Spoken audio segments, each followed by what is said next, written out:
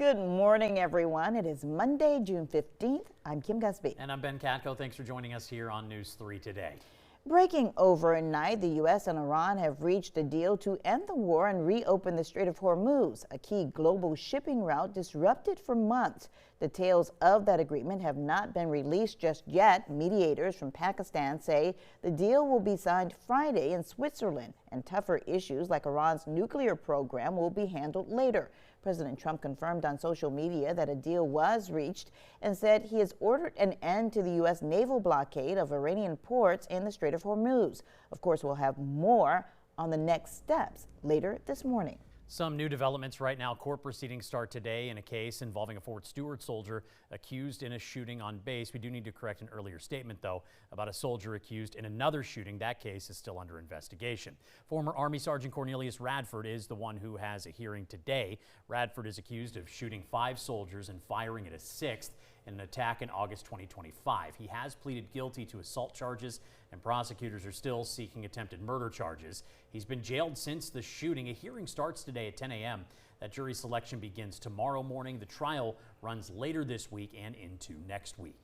New this morning, Savannah police are investigating after one person was injured in a shooting over the weekend. According to authorities, officers responded just after midnight Sunday to Wolf Street near Chatham area transit offices on Gwinnett Street, where they say they found a man with a gunshot wound to his leg. Police say it's not life-threatening. The victim told officers he was walking home when shots were fired from a vehicle. So far, no arrests have been made. If you have any information, you're asked to call Crime Stoppers anonymously at 912-234-2020. New this morning, gas prices in Georgia have steadily fallen in recent weeks. However, it's unclear how long the trend will last, according to AAA. Currently, Georgia's statewide average is $3.76 for a gallon of regular. That is an 8-cent drop from last week. The most expensive places are Savannah, Macon, and Atlanta. If you're here in Savannah, you're paying above the average at $3.87 a gallon. Meanwhile, in South Carolina, you're also seeing a bit of a downward trend. This morning, the current average is $3.67. That's a 6-cent drop off from last week. The most expensive places are Hilton Head, Sumter, and Aiken-Edgefield County. 3 minutes after 6 o'clock on this Monday morning, we are taking a live look right now from our Savannah River. Storm Team 3 meteorologist Alyssa Carsey is in the Weather Center with our weather on the 3s. Good morning, Alyssa. Hey, good morning, Kim. We are starting off the day with temperatures warm and muggy, but we're already tracking that cloud cover out there. That's all thanks to a nearby cold front, where today it's really not going to bring us too much of a cool down. It's a near repeat of the summer-like weather we've been tracking over the last couple of days. 74 degrees currently as you step out the door in Savannah to 75 degrees in Richmond Hill. As we head throughout the rest of today, starting off relatively dry, could see 1 or 2 light sprinkles just due to how close by that cold front is. Otherwise, the chance of rain once again returns as we head into the afternoon and evening, and with temperatures remaining in the mid-90s, some of those storms could pack a punch, which we've been tracking over the last few days, with strong wind, heavy rain, and lots of lightning.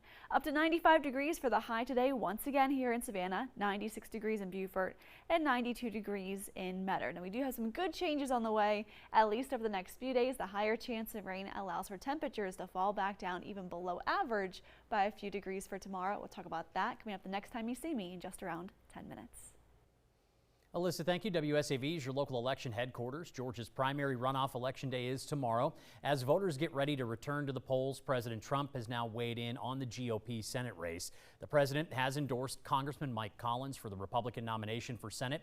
In a post on social media, the president called Collins, quote, a highly respected congressman who has been with me from the very beginning, adding that Collins is a, quote, winner who will never let you down, end quote. Voters will choose between Congressman Collins and former football coach Derek Dooley. The winner faces Democratic Senator John Ossoff coming up in November. In the Republican runoff for Georgia's governor's seat, one candidate received some high-profile endorsements over the weekend. Governor Brian Kemp says he's endorsing Lieutenant Governor Burt Jones to be his successor. Governor Kemp showed his support for Jones in a post on X on Sunday touting his accomplishments. After that endorsement, Savannah Congressman Buddy Carter also announced his support for Jones for governor. Jones will face off tomorrow against businessman Rick Jackson for the Republican nomination for governor. The winner moves on to November in a race against Democratic candidate and former Atlanta Mayor Keisha Lance Bottoms. And on the Democratic ballot, the race for that party's nomination for Georgia's 1st congressional district is up for grabs tomorrow. Voters tomorrow will choose between Amanda Hollowell and Joyce Griggs. The winner faces Jim Kingston in the midterm election later this fall. South Carolina voters will have a short early voting period this week ahead of the June 23rd runoff. Early voting is only open this Wednesday and Thursday. Polling sites will be closed Friday for Juneteenth. You can find more information on voting and candidates on our website at wsav.com/electionhq. Happening now, hurricane season is here, and experts say right now is the time to prepare. Many homeowners don't know that standard insurance usually doesn't cover flood damage. WSAV's Isley Herschel explains why having flood insurance is important. Hurricane Helene left over 200,000 homeowners in Georgia with damage, according to Governor Brian Kemp. It's not known how many of those homeowners had flood insurance. Without it, it can be difficult for families to recover.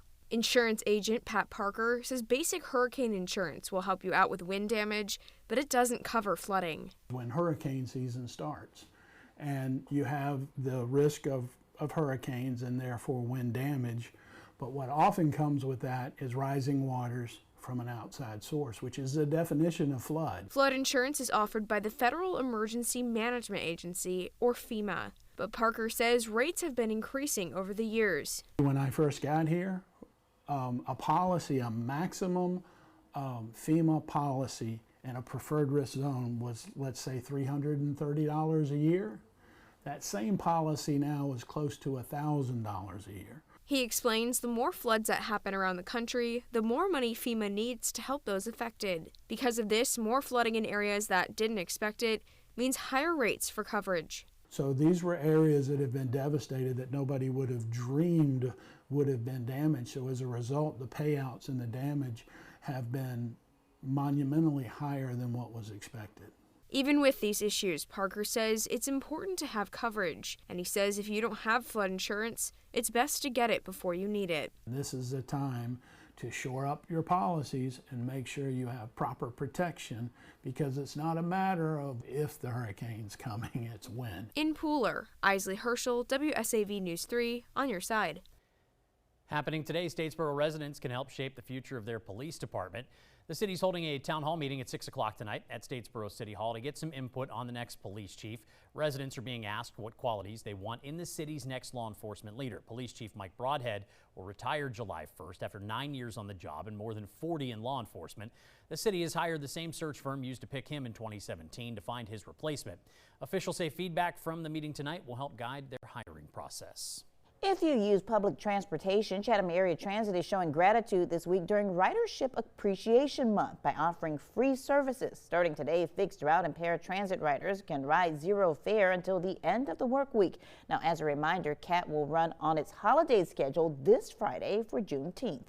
And also today, the city of Savannah is inviting residents in the Highlands community to a feedback session on plans for a future community center and a park there. City leaders will share updated concepts and next steps based on input from a meeting in October. You also have a chance to review the plans and give feedback to help shape the project.